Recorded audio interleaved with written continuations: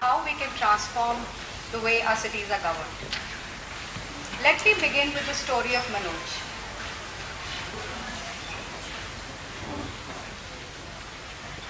Manoj is a young professional who lives in Gurgaon with his family, slogs during weekdays, loves to relax on weekends. Typical life of a city slicker. However, that is not the reason why Manoj is part of my talks today. Manoj has shown extraordinary perseverance in resolving a civic issue of his area. He successfully got local authorities to install street lights on the road leading to his house. These are before and after images of his road, taken almost 5 years apart. In these 5 years, Manoj reached out to me, his area councillor. He wrote umpteen letters to Huda and Municipal Corporation, did multiple rounds of offices and officials. When nothing worked, he filed an RTI. When even that did not get anything moving, he raised a petition on change.org to raise more awareness and build support for his issue. Luckily, that got picked up by a local newspaper. The story was published. His issue got highlighted even more. However, even that was not enough to wake up the authorities and take action. Manoj did not give up. He decided to try another route. So he lodged a complaint in the grievance mechanism of the Chief Minister called the CM window.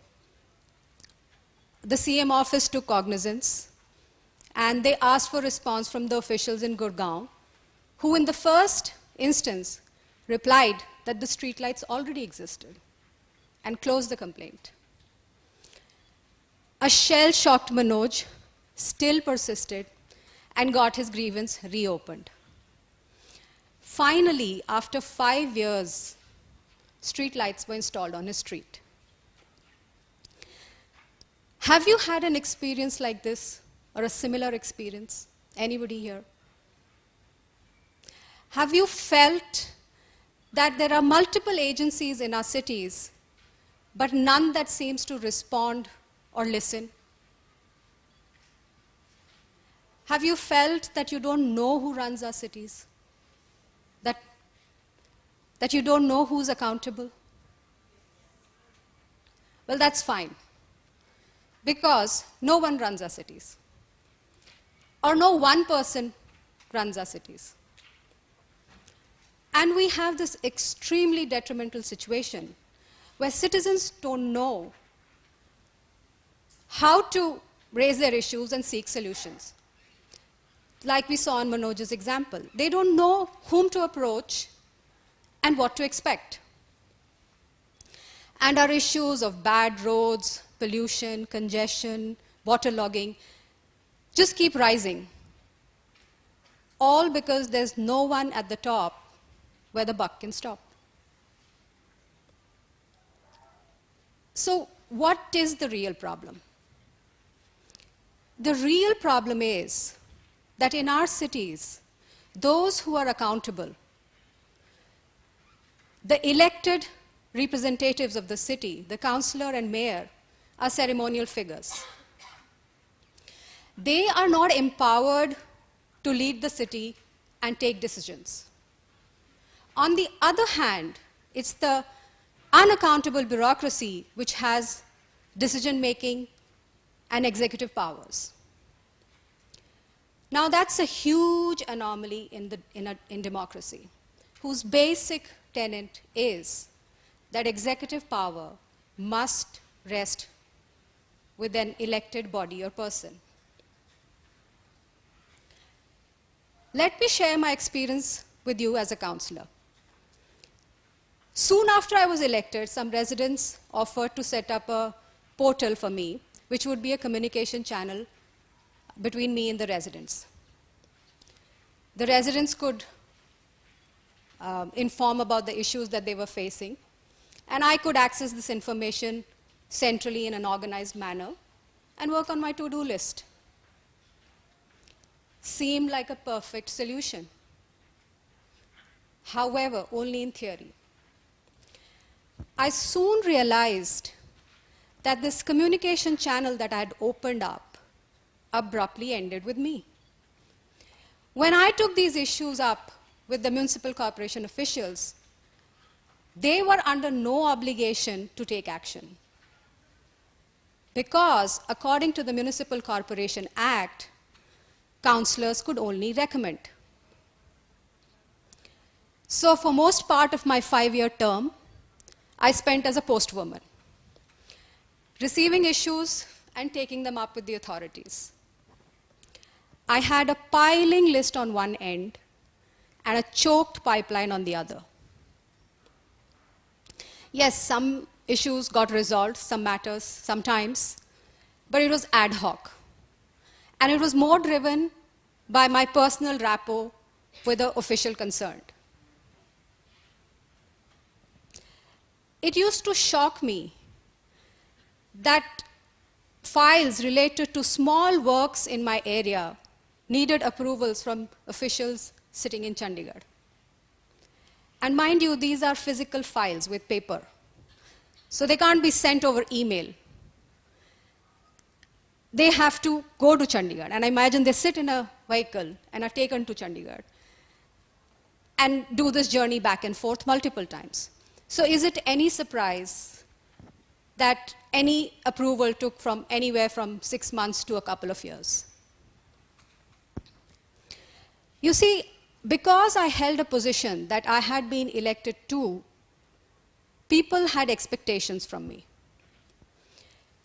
Plus, they also knew that they can re-evaluate me in 5 years' time. That is the basic accountability mechanism or relationship that exists between an elected and the citizens in a democracy. On the other hand,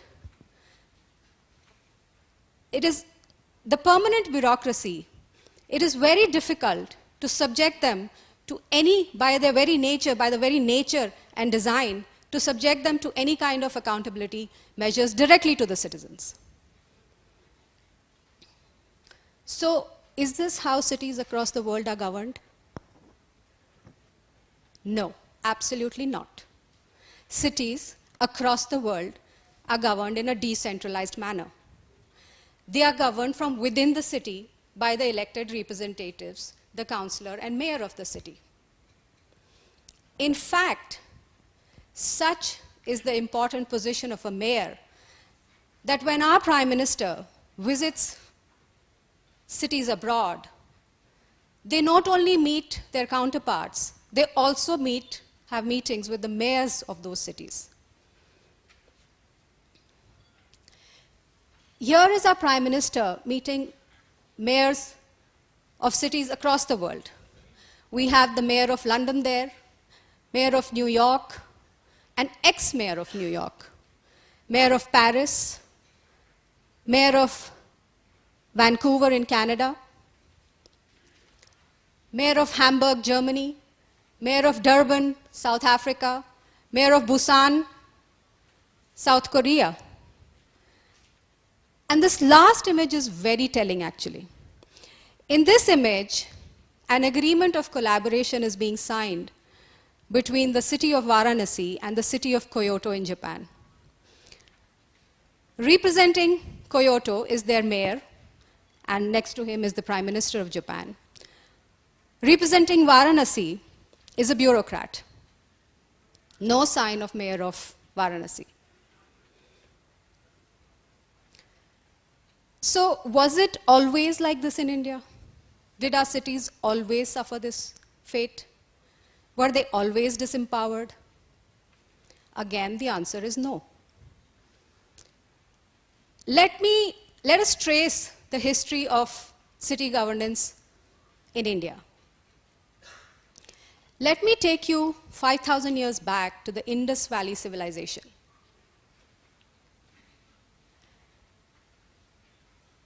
The street and the sewerage planning of MohenjoDaro can put to shame some of our current towns and their town planners. And it can be argued that how was the planning of MohenjoDaro even possible without an efficient administration system? Later we find in the Rig Veda the mention of a political organization called a Samiti. And Samiti there appears to be a gathering of general people on a certain date to deliberate on matters. There is account in the history of the Nagar Palika system of governance of the city of Patliputra, the present-day Patna, and a great city of its time.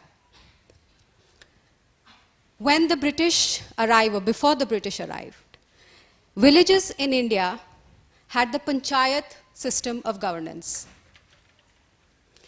Panchayat consisted of village elders who administered or resolved disputes, judicial matters, and they also took care of the regulatory matters of the village common resources like village water body, grazing land, or woods. After the arrival of the British, the autonomy of the village panchayat went into steep depression. And our current system is actually the legacy of that system which they set in place at that time. With no particular urge for citizen participation and to consolidate control, the British brought in a system of highly centralized, hierarchical, bureaucratic system of governance.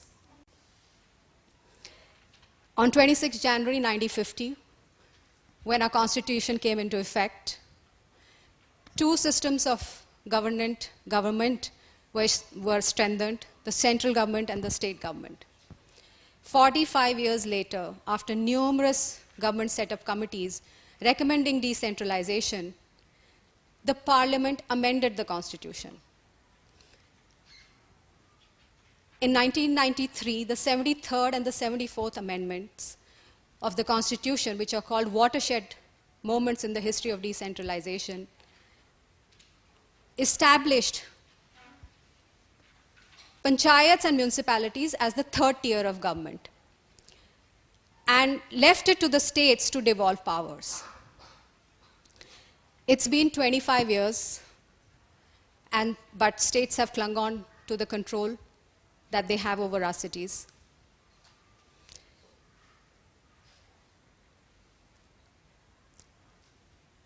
So what needs to be done?